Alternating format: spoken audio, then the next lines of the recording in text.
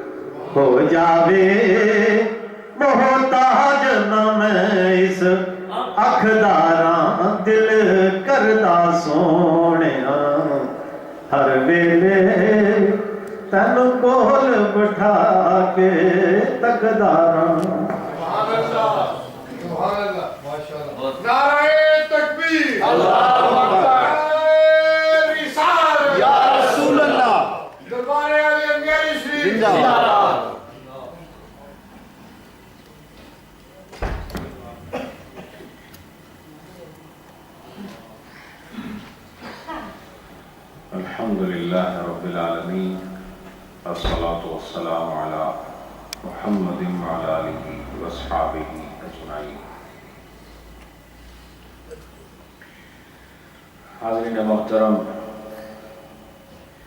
ہفتہ وار مجلس ذکر درس فقہ، اس میں آپ احباب کی آمد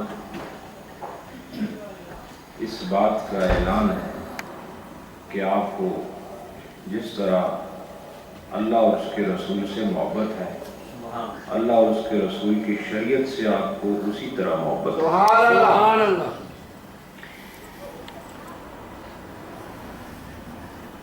زندگی گزارنے کے اصول ہیں، ان اصولوں کو دنیا دار اپنی عقل کے مطابق مرتب کرتا ہے۔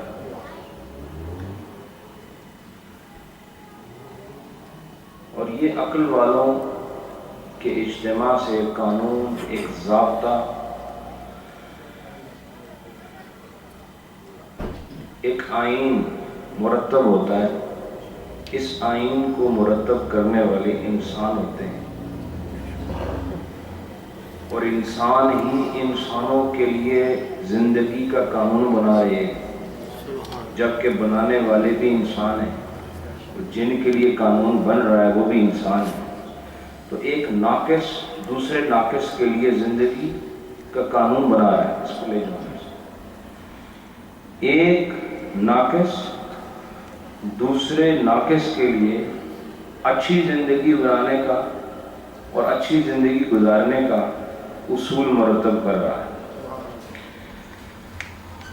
اور پھر جو انسان ان انسانوں کے بنائے ہوئے قانون کے مطابق عمل نہ کرے، یہ ان کو طاقت کے ذریعے پھر سزا بھی دیتے ہیں۔ ایسا ہے کہ بولو نا جی، رام صاحب آ گیا، بیٹھا ایسا بیٹھے،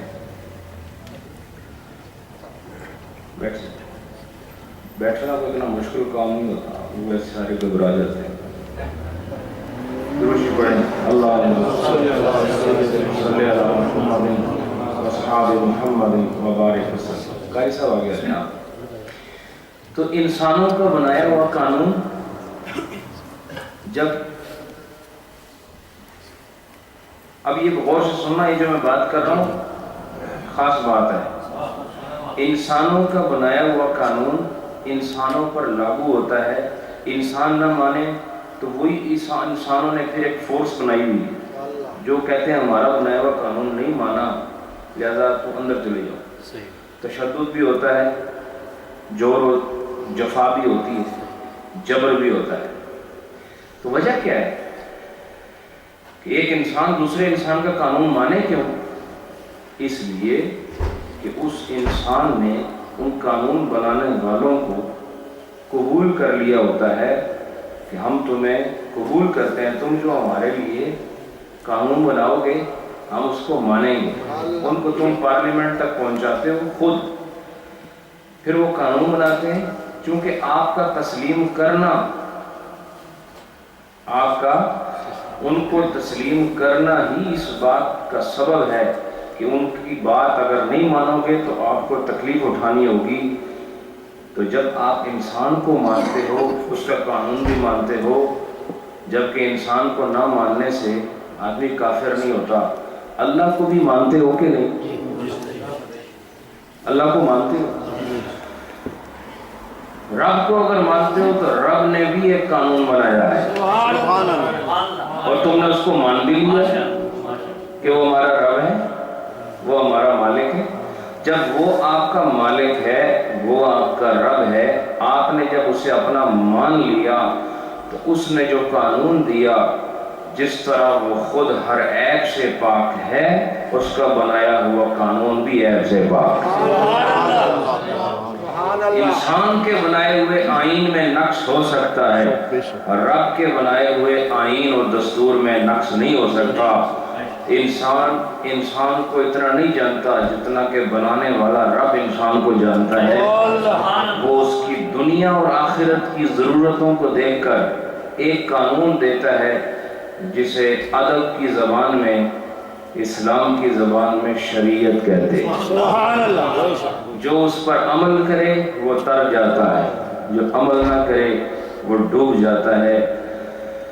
ہماری ضرورت دنیا کی ہو یا آخرت کی، اسلامی شریعت کے اندر ان ضرورتوں کو پورا کرنے کا مکمل اہتمام موجود ہے۔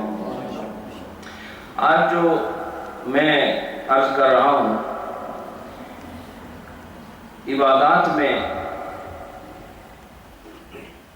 مسائل فقہ، نماز کے بارے میں یہ نواں باب ہے جو نوافل کے بیان میں ہے، جس میں نے آپ کو عشاء تک کی جو سنتیں ہیں ان کے متعلق بیان کیا پچھلے درس میں، اگر آپ کو یاد ہو۔ آپ کی یادداشت بہت زبردست ہے، مجھے اس چیز کا پتہ ہے، بہت اچھا حافظہ ہے آپ لوگوں کا۔ آج جو ہے آپ کے حافظے سے متاثر ہو کر میں اگلی جانب بڑھ رہا ہوں۔ اگلی عبارت ہے وہ کیا ہے؟ وَمِنَ الْمَنْدُوبَاتِ صَلَاةُ الضُّحَىٰ، جو مستحب نمازیں ہیں ان میں سے ایک نماز چاشت ہے۔ کون سی ہے؟ نماز چاشت۔ یہ نماز چاشت کون سی ہوتی ہے؟ اب عرض کرتا ہوں، وَأَقَلُّهَا رَكْعَتَانِ، کم سے کم رکعتیں اس کی 2 ہیں۔ چاشت کی نماز جو نفل کو پڑھے گا اس کی کم سے کم رکعتیں کتنی ہیں؟ 2 ہیں۔ وَأَكْثَرُهَا 12 رَكْعَةً، اور زیادہ سے زیادہ اس کی رکعتیں 12 ہیں۔ کتنی ہیں؟ 12۔ یعنی چاشت کی جو نوافل پڑھے گا تو کم سے کم کتنا پڑھے؟ 2، اور زیادہ سے زیادہ 12۔ وَوَقْتُهَا مِنْ ارتفاع الشمس إِلَى زَوَالِهَا، اور اس کا جو وقت ہے صلاۃ چاشت کا، صلاۃ ضحیٰ کا، صبح کی نماز نفل کا، وہ کیا ہے؟ جب سورج بلند ہو جائے، سورج بلند ہو جائے اور زوال تک، یعنی جو یہ زوال کی جانب بڑھتا ہے اس سے پہلے کا وقت جو ہے یہ نماز چاشت کا ہے۔ اور اس کی کم سے کم رکھتے کتنی ہیں؟ 2، زیادہ سے زیادہ 12۔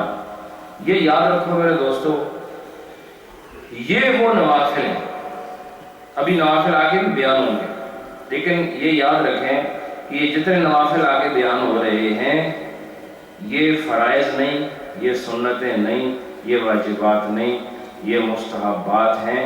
اور یاد رکھو کہ ان نوافل کا لطف وہی محسوس کر سکتا ہے جس کی فرض نمازیں پوری ہوں۔ سمجھ آئی گا؟ جس کی فرض نماز پوری ہو جائے اور فرضوں کے بعد جو نفل کی طرف بھی بڑھ جائے تو سمجھ لو کہ خدا نے اسے اپنی محبت عطا فرما دی۔ بغیر محبت کے نفل ادا نہیں ہوتے، کیونکہ نفل میں کوئی جبر نہیں ہے، نفل میں صرف اپنا ارادہ ہے، اور خدا انہی کو ذوق دیتا ہے جو اس سے محبت کرتے ہیں، اور جو خدا سے محبت کرتا ہے خدا ان کو اپنی عبادت کا ذوق دے دیتا ہے۔ جس کو دیکھو کہ زیادہ نفل ادا کر رہا ہے سمجھو اس کا خدا سے زیادہ رشتہ قائم۔ صلاۃ الضحیٰ کون سی نماز ہے؟ چاشت کی۔ یہ کب سے شروع ہوتی ہے؟ سورج کے بلند ہونے سے کب تک؟ زوال تک، یعنی زوال سے پہلے، ٹھیک ہے۔ اور اس کی کم سے کم رکھتے ہیں کتنی؟ 2، زیادہ سے زیادہ 12۔ میں نے صحیح کہا تھا، آپ کا حافظہ بہت اچھا ہے، ماشاءاللہ۔ اس کے بعد وَمِنْهَا، ان نوافل میں ایک اور قسم ہے نوافل کی، کیا ہے؟ تحیۃ المسجد وَهِيَ رَكْعَتَانِ، ایک اور بھی نفل ہے کہ جب آپ مسجد میں داخل ہو جاؤ تو مسجد میں داخل ہونے کے شکرانے میں کہ اے اللہ مجھ جیسے ناکارہ کو تو نے اپنے گھر میں جگہ دی ہے، 2 نفل ادا کرو، اس کو تحیۃ المسجد کہا ہے۔ جب بھی داخل ہو 2 رکعت نفل مسجد میں ادا کرو، اس کو تحیۃ المسجد کہتے ہیں، اور اس کی رکعتیں صرف 2 ہیں، کوئی زیادہ نہیں پڑھ سکتا۔ یہاں اس کی لکھا وَهِيَ رَكْعَتَانِ، اسی کتنے رکھتے ہیں؟ 2۔ یہ دوسری قسم ہوگی نفلوں کی، ٹھیک ہے۔ اب تیسری وَمِنْهَا، یہ منہا سے مراد مندوبات، جو پیچھے اصل بیان گزرا ہے، جو مستحب عبادات ہیں ان میں سے ایک کون سی ہے؟ رکعتان عقیب الوضوء، اور 2 رکعتیں نماز پڑھنا وضو کے بعد، اس کو تحیۃ الوضو کہتے ہیں۔ یہاں نہیں لکھا انہوں نے، لیکن دوسری کتابوں میں مذکور ہے۔ مسجد میں آؤ تو کتنی رکھتے ہیں؟ 2۔ پھر وضو کر کے آؤ تو کتنی رکھتے ہیں؟ 2۔ اندازہ تو کرو، جس کے اندر یہ خسائل آ جائیں اس سے رذائل دور ہو جاتے ہیں۔ جو وضو کے بعد بھی 2 نفل پڑھے، مسجد میں آ کر بھی 2 نفل پڑھے، سورج طلوع ہو جائے نفل شروع کر دے، یہ انسان عام انسان نہیں، خدا کا پسندیدہ انسان ہے۔ فرض نماز اور نفل میں فرق یہی ہے، فرض نماز فرض ہے، اس کی رکعتیں گنی ہوئی ہیں، اس کے وقت مخصوص ہیں، اور نفل میں جبر نہیں، نفل میں ذوق ہے، نفل میں اختیار ہے، یعنی فرض انسان خدا کے اختیار سے پڑھتا ہے، نفل انسان اپنے پیار سے پڑھتا ہے، پیار سے پڑھنے والا۔ اسی لیے فرمایا کہ میرا بندہ نوافل کے ذریعے میرے قریب ہوتا ہے تو میں اس کے ہاتھ بن جاتا ہوں، اس کی زبان بن جاتا ہوں، اس کے قدم بن جاتا ہوں، چونکہ وہ اپنی مرضی سے نفس پر جبر کرتے ہوئے، نفس پر تشدد کرتے ہوئے اللہ کی رضا کے لیے فرائض اور واجبات کے بعد نوافل کا رخ کرتا ہے۔ 2 رکعتیں وضو کے بعد، ٹھیک ہے، یہ تیسری ہوگی۔ چوتھی ومنها صلاۃ الاستخارہ، اور ایک نفلی نماز ہے نماز استخارہ۔ کون سی نماز ہے بھائی؟ وہی رکعتان، اور اس کی بھی 2 رکعتیں ہیں۔ کتنی رکعتیں ہیں؟ 2۔ استخارہ کا مطلب کیا ہوتا ہے؟ استخارہ کا مطلب یہ باب استفعال ہے، اور باب استفعال کی خاصیات میں طلب ہے۔ اس کی ایک خاصہ کیا ہے؟ طلب، یعنی جب یہ بات بولی جائے جو عربی زبان میں باب استفعال سے کلام ہو تو اس کے اندر تقاضا ہوتا ہے، اس کے اندر طلب ہوتی ہے، اس کے اندر آرزو ہوتی ہے۔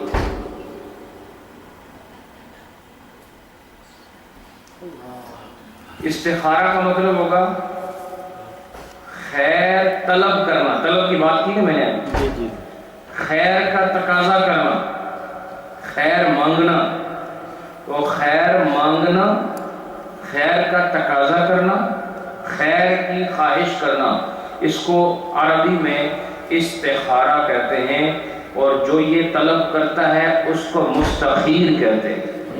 کیا کہتے ہیں؟ مستخیر۔ ہاں، سمجھ آئی کہ نہیں؟ خیر طلب کرنے والے ہم بھی ہیں، آپ بھی ہیں، لیکن یہ خاص نماز ہے۔ آج کل استخارے ٹی وی پر ہو رہے ہیں، ریڈیو پر ہو رہے ہیں، خطوں میں ہو رہے ہیں، موبائل اپلیکیشن میں ہو رہے ہیں، واٹس ایپ پر ہو رہے ہیں، وائبر پہ ہو رہے ہیں۔ یہ جیسے یہ اپلیکیشن ہے نا، وہ استخارہ بھی نکلنا تھا۔ سمجھ آئی کہ نہیں؟ کیا بے وقوفی کا دور آ گیا ہے۔ استخارہ ایسے نہیں ہوتا کہ آپ نے کسی کو فون کیا، اس نے فوراً آپ کو بتا دے یہ یوں کرو، یہ استخارہ نہیں۔ استخارہ وہ ہے جو میں یہاں کتاب سامنے رکھ کے آپ کو اس کی تعریف پیش کر رہا ہوں۔ استخارہ کیا ہے؟ صلاۃ الاستخارہ وہی رکعتان۔ استخارہ اصل میں ایک نماز ہے جس کی 2 رکعتیں ہیں، اور استخارہ ہمیشہ انسان خود کرتا ہے۔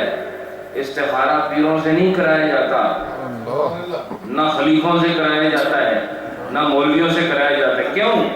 کہ استخارے کا مطلب ہے خیر طلب کرنا۔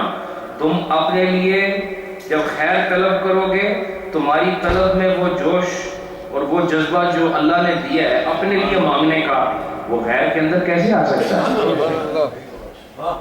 مجھے بتاؤ نا کہ اگر آپ کو صحت کی ضرورت ہے، میں نے ایک گل نے جواب دیا، جی تسانی صحت خراب ہو جائے تو تواڈے تو زیادہ صحت حاصل کرنے کی خواہش کس کی ہو سکتی ہے؟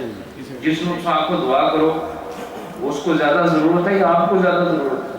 یہ درد کے ساتھ خیر کون مانگے گا؟ وہ جس کو خیر کی ضرورت ہے۔ تو دوسرا جب آپ کے لیے استخارہ کرے گا، جائز ہے، لیکن افضل استخارہ وہ ہے جو انسان خود کرے۔ استخارہ کا مطلب اللہ سے خیر طلب کرنا۔ اور جب تم ایک مسئلے میں اڑ جاؤ، پھنس جاؤ اور تمہارے پاس جواب نہ ہو اور تمہیں کوئی راستہ دکھائی نہ دیتا ہو اور کوئی راہ نہ سوچتی ہو، تو اس وقت بندہ 2 رکعت نفل پڑھ کے رب کے ساتھ سوال کا جواب حاصل کرنے کے لیے نفلوں کا رشتہ قائم کر دیتا ہے۔ نفل پڑھتا ہے، اے اللہ مجھے خیر چاہیے، مجھے چاہیے نا، اس لیے میں جھک رہا ہوں۔ وہ جھک جاتا ہے اور جھک کر خیر طلب کرتا ہے، اور پھر وہ دعا ہے استخارے کی پڑھتا ہے، سو جاتا ہے، خواب کے اندر اشارات ہوتے ہیں۔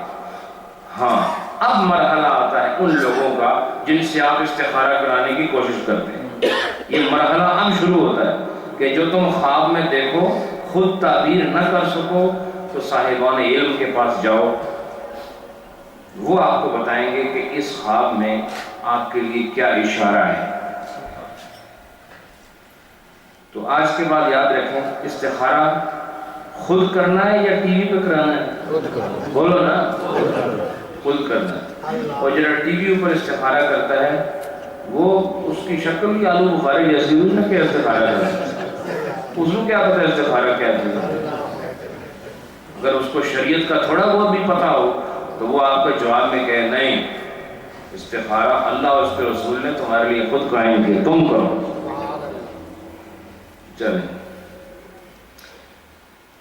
ایک اور ہے، منہا صلاۃ الحاجہ، ایک اور بھی نفلوں کی قسم ہے، وہ ہے حاجت کی نماز۔ کون سی نماز؟ یہ دوستوں اگر عمل تو کرو، دیکھو بگڑیاں کیسے بنتی ہیں۔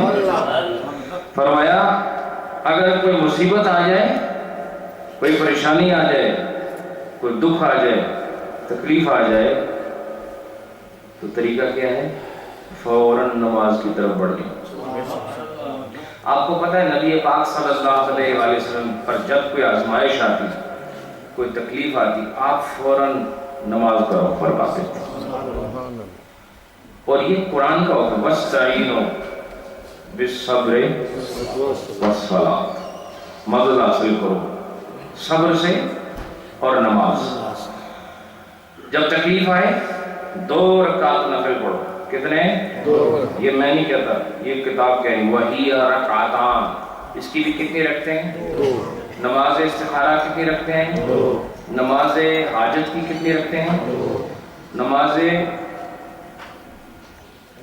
تحیت المسجد کی کتنی رکھتے ہیں؟ 2۔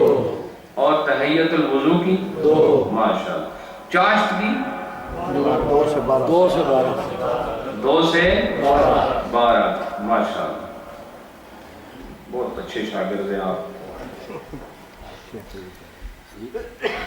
اگر کوئی طلب ہو، دعا مانگنے کا طریقہ میں آج بتاتا ہوں۔ آپ اڑ جاؤ، پھنس جاؤ، مصیبت میں گرفتار ہو جاؤ، وضو کر کے آؤ اللہ کے گھر میں، بلکہ اپنے گھر میں، ادھر 2 رکعت نفل پڑھو۔ نفل کی نیت یہ کرو، اللہ میں 2 رکعت نماز حاجت کی نیت کر رہا ہوں۔ وہ پڑھ کے اللہ کے حضور ہاتھ اٹھاؤ، میرے نبی کی شریعت سے ثابت ہے خدا آپ کی پریشانی دور فرما دے انشاءاللہ۔ ایک قدم آگے بڑھیں۔ ومنہا، اب بڑی خوبصورت نوافل کا ذکر آ رہا ہے۔ ومنہا صلاۃ اللیل، ان میں سے ایک قسم رات گئے کی نماز ہے۔ سبحان اللہ، رات گئے کی نماز وہ کون سی ہے؟ تہجد۔ کون سی ہے؟ تہجد۔ اس کو تہجد کیوں کہتے ہیں؟ کیونکہ اس میں جد و جہد ہے۔ کیا ہے؟ بولو نا، جد و، ہاں کچھ لوگ جد و جہد کہتے ہیں۔ کیا کہتے ہیں؟ جد نہ مطلب دادا ہونا، ہم دیکھتے نہیں۔ جی ہاں، تو دادا بھی مشکل ہی ہونا، اس وقت سے جد کہتے ہیں۔ تو جد و جہد، جب آدمی بہت محنت کرے اس وقت جو لفظ استعمال ہوتا ہے، یعنی جو کام آسانی سے نہ ہوتا ہو وہ جد و جہد سے ہوتا ہے۔ اسی لیے رات کو اٹھنا آسان نہیں نا، نیند قربان کرنا آسان نہیں، گرم بستر چھوڑنا آسان نہیں، اس لیے اس کو تہجد کہتے ہیں۔ کیا کہتے ہیں؟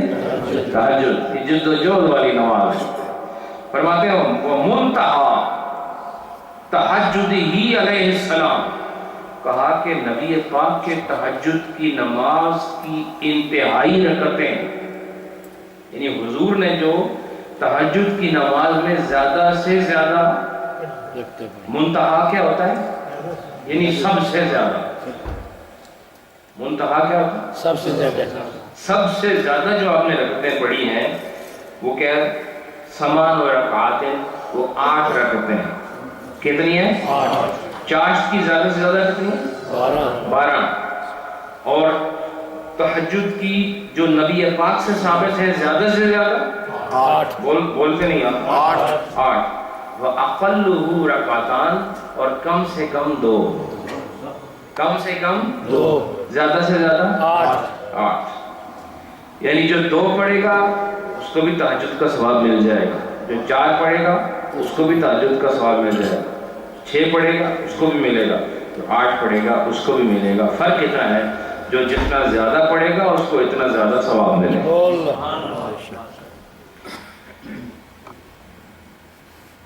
یہ حضرت عباس جو حضور کے چچا تھے، نبی پاک صلی اللہ علیہ وسلم نے ارشاد فرمایا کہ اگر اے میرے چچا اگر آپ یہ نفل پڑھیں گے تو آپ کے ظاہر، پوشیدہ، چھوٹے بڑے، اگلے پچھلے، دانستہ نادانستہ جتنے بھی گناہ ہیں اس نماز کی وجہ سے خدا تعالیٰ کرم فرمائے۔ نہیں میں تھوڑا جا غلط ہو گیا۔ صلاۃ تہجد کی فضیلت میں کوئی شک نہیں، کوئی شک نہیں۔ یہ جو میں نے آپ کو حدیث سنائی ہے نا، اس کا ہے صلاۃ التسبیح میں اس کی فضیلت۔ کس میں ہے؟ صلاۃ التسبیح میں حضور نے فرمایا کہ چاہے جس طرح کے گناہ صغائر ہوں یا کبائر ہوں، جو صلاۃ تسبیح پڑھے گا اللہ اس کے سارے گناہوں کو معاف فرمائے گا۔ اور ایک جگہ فرمایا کہ اگر اس کے گناہ کف سمندر کے برابر ہوں، کف کہتے ہیں نا ہتھیلی کو، یعنی سمندر کی سطح، جس کے گناہ اتنے زیادہ ہوں کہ سمندر پر پھیلا دیے جائیں، پھیل جائیں، اتنے گناہ ہوں، صلاۃ تسبیح پڑھنے سے خدا اس کے وہ گناہ معاف فرما دے۔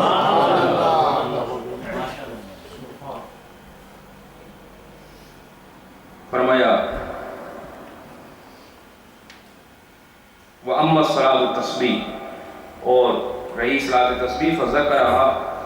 اچھا چلیں، یہ میں نے آپ کو اس کا حکم بتا دیا۔ صلاۃ تسبیح کے لیے فرمایا کہ ذکرها فی ملتقط، کتاب کا نام ہے، اس کے اندر ذکر ہے یکبر، اس کا پڑھنے کا طریقہ بتا رہے ہیں، صلاۃ تسبیح کا پڑھنے کا طریقہ بتا رہے ہیں۔ یہ تہجد کے بعد ایک اور قسم ہے نفلوں کی۔ کام سے شروع کیے تھے نفل؟ چاشت سے، پھر تحیۃ المسجد، پھر تحیۃ الوضو، پھر نماز استخارہ، کیا ہے؟ پھر نماز حاجت، پھر نماز تہجد، پھر نماز استخارہ۔ نہیں، کیسے آپ لوگ مینو دیکھ رہے ہو سارے؟ کون سی ہے؟ تسبیح، ٹھیک ہے۔ اس کا طریقہ یکبرو، کیا کریں؟ اللہ اکبر، یعنی کیا کریں؟ تکبیر پڑھے، یکبرو وَيَقْرَأُ الصَّلَاةَ، اور پھر اس کے بعد ثنا پڑھے۔ ثنا کیا ہوتا ہے؟ الحمدللہ رب العالمین، سبحان اللہ، ماشاءاللہ بہت ذہین لوگ ہیں آپ۔ ثنا کیا ہوتی ہے؟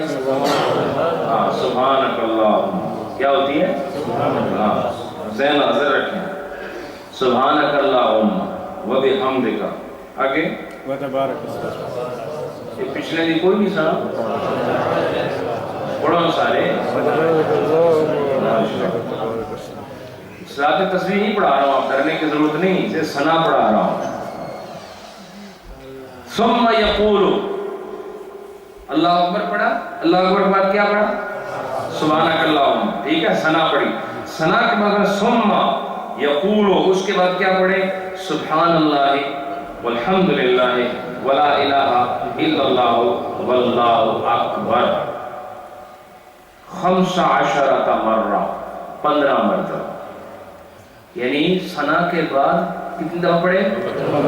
15. اس کو میں یہ ٹیسٹ لوں گا ابھی آپ سے، یہ سنو، ابھی غور سے سنو سارے، کسی کو بھی پوچھ سکتا ہوں. ٹھیک ہے، پہلے کیا کرنا ہے؟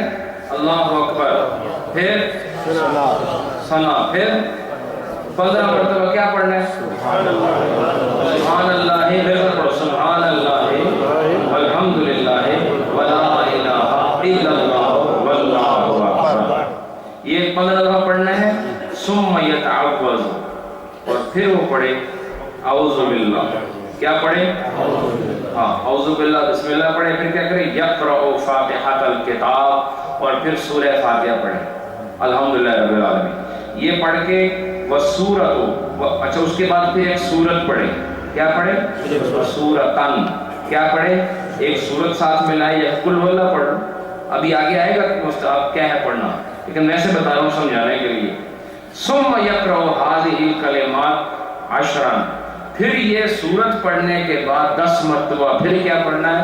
سبحان اللہ والحمدللہ ولا الہ الا اللہ واللہ اکبر. ٹھیک ہے، یہ کتنی دفعہ پڑھنا ہے یہاں پر؟ 10 بار. وفر رکوع 10، پھر رکوع میں سبحان ربی العظیم پڑھو 3 دفعہ. اس کے بعد کیا پڑھو؟ 10 مرتبہ پھر یہی کلمات. وفی القیام 10، پھر سمیع اللہ لمن حمدہ ربنا ولک الحمد، یہ پڑھ کے پھر 10 بار. وفی کل سجدۃ 10، اور پھر ہر سجدے میں 10 بار پڑھے. ہر سجدے میں 10 بار پڑھے.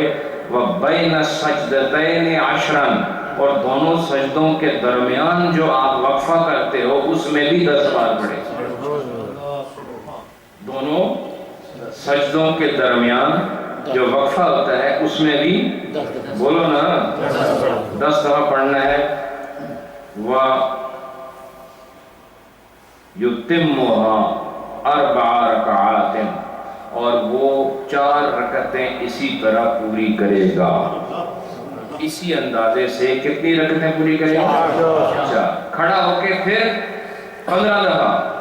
ٹھیک ہے، پھر سورہ فاتحہ، نہیں سورہ فاتحہ، پھر سورت، پھر 10 دفعہ، پھر رکوع میں، پھر سمیع اللہ، پھر سجدے میں، پھر سجدے میں جب بیٹھے گا پھر دوبارہ سجدے 2، پھر تحیات پڑھ کے پھر کھڑا ہو جائے.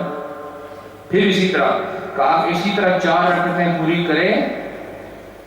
قیل لابن عباس، حضرت ابن عباس رضی اللہ تعالیٰ عنہ کا جو قول ہے، ان سے یہ کہا گیا هل تعلم لهذه الصلاة سورہ؟ قال نعم. حضرت ابن عباس سے پوچھا گیا کہ آپ کو اس نماز میں جو صورتیں پڑھی جاتی ہیں ان کے بارے میں آپ کو کوئی خبر ہے کہ ان میں صورتیں کون سی پڑھی جائیں؟ حضرت ابن عباس سے پوچھا کسی نے، تو حضرت ابن عباس نے کہا نعم، مجھے پتا ہے، مجھے پتا ہے، مجھے خبر ہے. وہ کیا ہے؟ الہاکم التکاثر. پہلی رکعت میں کیا ہے؟ الہاکم التکاثر پڑھو، والعصر، اور دوسری میں کیا پڑھو؟ سورۃ العصر پڑھو. وقل یا ایھا الکافرون، تیسری میں قل یا ایھا الکافرون پڑھو. وقل هو اللہ احد، اور چوتھی میں قل هو اللہ احد. اب صلاۃ تسبیح کی پہلی رکعت میں کون سی سورت پڑھنی ہے؟ الہاکم التکاثر. دوسری میں سورۃ العصر، تیسری میں سورۃ الکافرون، اور چوتھی میں سورۃ الاخلاص. ٹھیک ہے. قال المعلی، اور معلی جو امام ہیں ان کا قول نکل کر رہے ہیں، وَيُصَلِّيهَا قبل الظہر، کہا کہ سب سے بہترین وقت صلاۃ تسبیح کا آج پہلی دفعہ آپ سن رہے ہیں وہ ظہر سے پہلے کا وقت. یعنی زور کی نماز ادا کرنے سے پہلے، یعنی زوال کا وقت گزر جائے تو زور کی نماز ابھی آپ کی رہتی ہو، اس سے پہلے آپ کیا پڑھیں؟ بولو نا، صلاۃ تسبیح کیا پڑھیں؟ میرے دوستو، میں اس کو اب یہیں پر روکتا ہوں۔ میرا ارادہ تو زیادہ تھا کہ میں آپ سے ذکر کرتا، لیکن جو معمول ہے یہ ہے کہ مغرب سے پہلے ہی آپ کی خدمت میں لنگر بھی پیش ہو اور ہم مغرب کے بعد کلیتاً فراغت حاصل کریں۔ بہرحال امید ہے کہ آج نوافل کی یہ شرح آپ کو سمجھ بھی آئی اور پسند بھی آئی ہے، ایسا ہے کہ سمجھ بھی آئی، کیونکہ آج دونوں کام، پسند تو آپ کو ہمیشہ آتی ہے، سمجھ نہیں آتی، یہ بھی ایک عجیب معجزہ ہے۔ وہ ایک ہمارے حاجی صاحب ہیں، ان کا نوجوان لڑکا ہے، اردو نہیں سمجھتا ہے، تو اس نے کہا کہ پیر صاحب کی گفتگو مجھے بڑی اچھی لگتی، سمجھ کوئی نہیں لگتی کیا کہنے ہیں، لیکن بہت اچھی لگتی ہے۔ تو بس آپ بھی اسی فارمولے پر عمل کر رہے ہیں، لیکن آج آپ نے کمال کر دیا، آپ کو سمجھ بھی آ رہی ہے اور اچھی بھی لگ رہی ہے۔ ہمارا فقہ کے یہ جو ابواب اور یہ جو کتابیں ہیں، یہ کوئی معمولی بات نہیں ہے، اللہ کا فضل ہے جو آپ استفادہ کر رہے ہیں، اور مجھ پر بھی اللہ کا کرم ہے کہ مجھ جیسا ناقص علم اتنی بڑی بڑی کتابوں سے کھیلنے کا مجھے موقع مل رہا ہے۔ اللہ آپ کو سمجھنے کی اور مجھے سمجھانے کی توفیق عطا کرے۔ ختم شریف اور اس کے بعد انشاءاللہ ذکر، پھر دعا، پھر لنگر شریف اور آخر میں انشاءاللہ نماز مغرب ادا کریں۔ آپ لوگوں نے درود شریف اپنا جو پڑھا ہے لکھوا دیا؟ جن صاحب کا رہتا ہو، امجد صاحب ڈاکٹر صاحب موجود ہیں، ان کے پاس آپ اپنا درود شریف لکھوائیں۔ اللہ تعالیٰ سب کو مہربانی عطا فرمائے۔ آپ سب نے عرس شریف کی مجلس کو ٹیلی ویژن پر دیکھا ہوگا، اور یقیناً آپ کو ایک عجیب بہار اور عجیب کیفیت نظر آئی ہوگی، اور اس روحانی مناظر سے ہم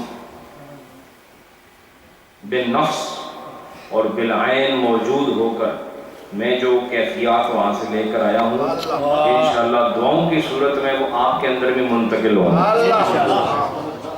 میں علامہ مقصود صاحب جس وجہ سے تشریف لائے، قبلہ قاری صاحب صاحبان محبت و مرحمت تشریف لائے، ہمارے حافظ ذوالفقار صاحب تشریف لائے، اللہ سب کو برکتیں عطا فرمائے۔ برمنگھم اور دیگر ٹاؤن سے جو احباب آئے ہیں سب کو اللہ برکتیں عطا فرمائے۔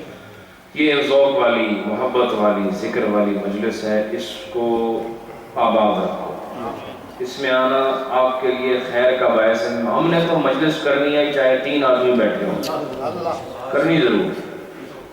تو آپ جب زیادہ آتے ہیں تو ذرا لطف بڑھ جاتا ہے، کیفیات خوبصورت ہو جاتی ہیں، منظر حسین ہو جاتا ہے۔ اللہ سب کو خوش رکھے، مجلس میں آنا فراموش نہ کریں اور اس میں اضافہ فرمائیں۔ جزاکم اللہ۔ ختم شریف کا طریقہ آپ کو پتہ ہے کہ بڑی ترتیب سے آپ نے پڑھنا ہے اور اونچی آواز نال پڑھنا ہے، آپ کی زبان میں کہ اونچی آواز نال پڑھنا ہے۔